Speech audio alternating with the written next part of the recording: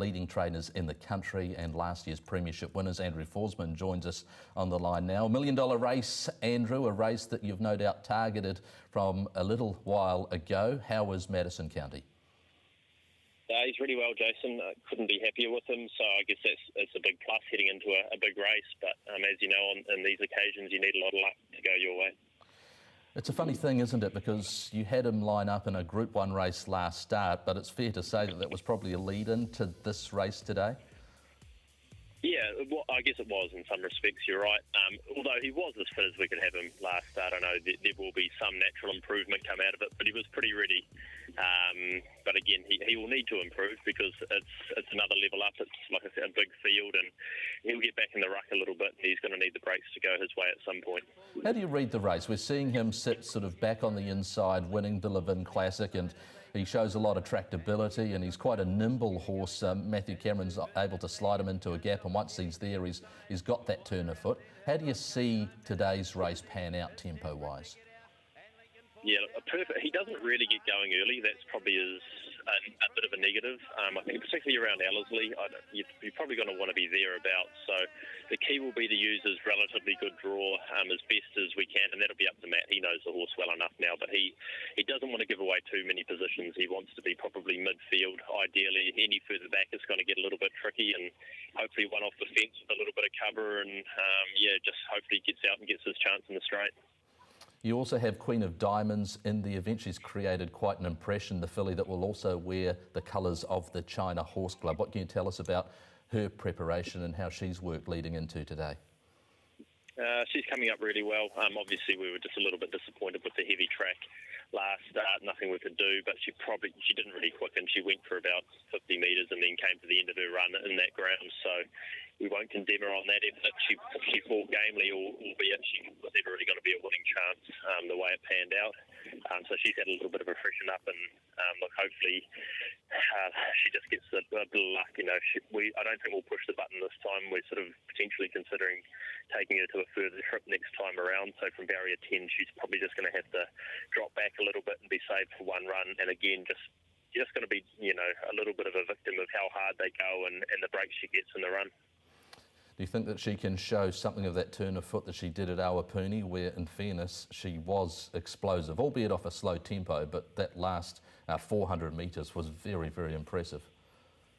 Yeah, she has got that real raw ability. She's still very green. She's still figuring things out. And Ellerslie's, probably not, the perfect stage for her at this point in time, especially in a high-pressure race. But on ability, she's right up there with some of the better horses we've had. And just whether she is quite her time now or she's just going to take a little bit of making, that's going to be, something time will tell. But, if things pan out for her, she's definitely a winning chance. Is there much between Madison County and Queen of Diamonds? The market is very clear, obviously, on the dual Group 1 winner who's done it. But sort of what separates them through your eyes? It's a hard one. Madison County is a very unassuming horse. You still, even though he's done what he's done, it gives you the feeling he's still got something left to prove, yet he probably doesn't. He's a real tradesman, and he just gets the job done without you ever looking too flash about it. He just turns up and can win off fast tempo, slow tempo. He just turns up and performs. Whereas Queen of Diamonds, you would say, if you line the two up, perhaps is more brilliant and potentially has the more ability of the two, but at the end of the day, it's what they do on the racetrack that counts. Now, you would have seen a bit of Hypnos and also surely Sacred around the Cambridge training tracks. Are they your main competitors along with the Australian Longleaf? Yeah, I think definitely Hypnos is obviously knocking on the door. I know Roger and Rob have thought a lot of him, and knowing that, he's had a fairly long preparation, and I think this might be his last run, potentially, this prep, and they would enjoy a bit of cut in the ground, which he won't get today. But his lock-on ability will be there for sure. Obviously, surely Sacred, I think, was a very smart winner last. That was a really eye-catching performance, and I'm definitely worried about him. If he gets the right run in the race, and if he finishes off like he did last start, he's going to be very hard to beat.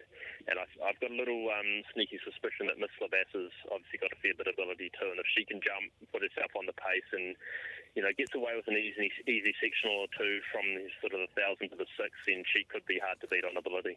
Yeah, well, she's unbeaten as well at this stage, Miss Labassa, and I understand the man sitting to my left, Stephen Hunt, might hold just a little bit of a liability on Miss Labassa, but we might touch on that a little bit later on. Let's talk about the very first race, because a lot of people will be looking to that and seeing Mongolian Marshal, Baker Forsman, and suggesting that's the way to start the day. How's he been in his lead-up?